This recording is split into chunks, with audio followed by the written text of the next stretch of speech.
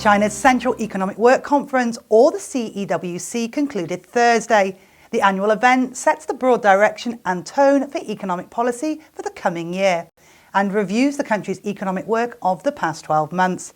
China is set to keep economic policies stable while making them more effective in 2020, a continuation of efforts this year to support the economy.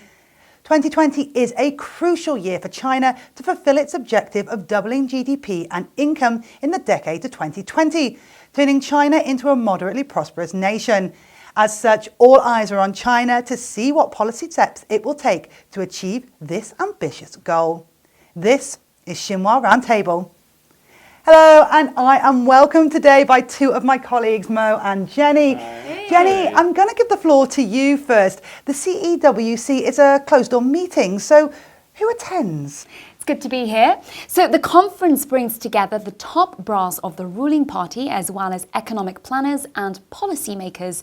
President Xi Jinping delivered a speech and it was held here in Beijing from Tuesday, December the 10th to Thursday, 12th. Mo? That's right. And actually, we have been spoken to some of the country's top policy experts to comment on the 3-day meetings. So, first, how was 2019 for China's economy? Let's see what Zhu Ning of Shanghai Jiaotong University had to say. I think the biggest achievement that China has achieved in 2019 is, I think, the resilience and the stability in its economic growth.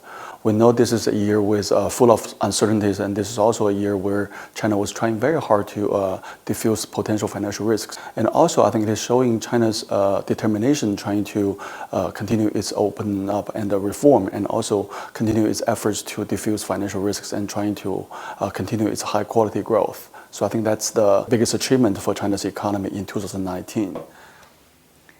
So, Mo, how does resilience and stability that Joe mentioned relate to what was discussed at the conference? Well, these two words summarize China's economy in 2019.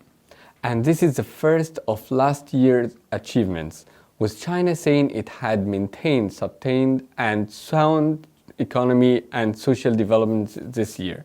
And despite pressure on economic growth, the economy maintained overall stability in the first 3 quarters of 2019.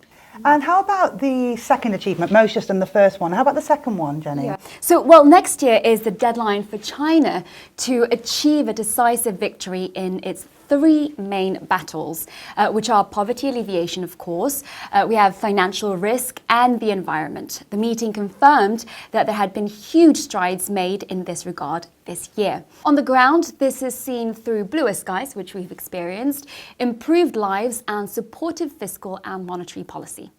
Yes, another area where headway had been made over the past 12 months. And the third achievement highlighted by the meeting are the major and economic development initiative outlined in China's 13th five-year plan, Progress, has met expectations, bringing China over closer toward being a moderately prosperous society in all respects. So that's the highlights of this year's achievements, but the year ahead isn't going to be all plain sailing. It's no secret that China faces challenges. It's transforming its growth model, improving its economic structure, and fostering new drivers of growth. As such, the country needs to continue to face downward economic pressure, and the world is still undergoing in-depth adjustments after the global financial crisis. So, how does China intend to move forward? We asked Li Wei from Standard Chartered.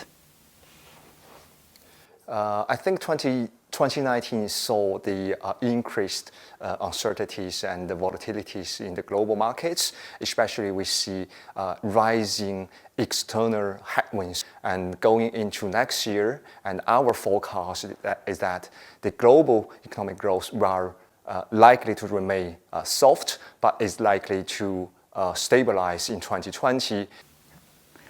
Finally, looking ahead, there will be 6 main tasks for 2020. The first is to make sure the whole country implements the new development philosophy, which calls for an innovative, coordinated, green, open and shared approach. That's right, Helen. The second one is the 3 main battles I mentioned earlier. That's poverty, financial risks and the environment will be a huge priority. Yes. Third, improving people's lives. with a focus on elevating the living standards of those in need, covering employment, pensions, healthcare, and housing. And the fourth is China will continue to implement a proactive fiscal policy and a prudent monetary policy. Attention will be given to supply-side structural reforms and financing for the private sector and small businesses. In this regard, Professor Qian Jun from Fudang University elaborated on this. Take a look. In terms of policies, we expect to see a combination of monetary and fiscal policy. Fiscal policy have been very effective. So there have been large-scale cuts in taxes and all the other expenses for firms. So going to next year, probably there won't be new large-scale cuts or further tax reduction, but making sure that the tax burden and cost burden for the firms, especially manufacturing firms, not rising, remains at a very reasonable level. And fifth, high-quality development remain on the agenda. With the regional development strategies of the Beijing-Tianjin-Hebei region, the Yangtze River Delta, and the Greater Bay Area set to receive continued support. That's right. And last but no means least, the sixth task relates to opening up, which stays a priority, with increased support for foreign investment and more access to the Chinese market, lower tariffs and a diversified export market. But what message does this send? We spoke to Ting Lu, China economist at Nomura. So I believe the conference sends two strong signals to the world. First of all, the Chinese government still care about economic growth stability. China will still be the biggest contributor to global economic growth in 2020.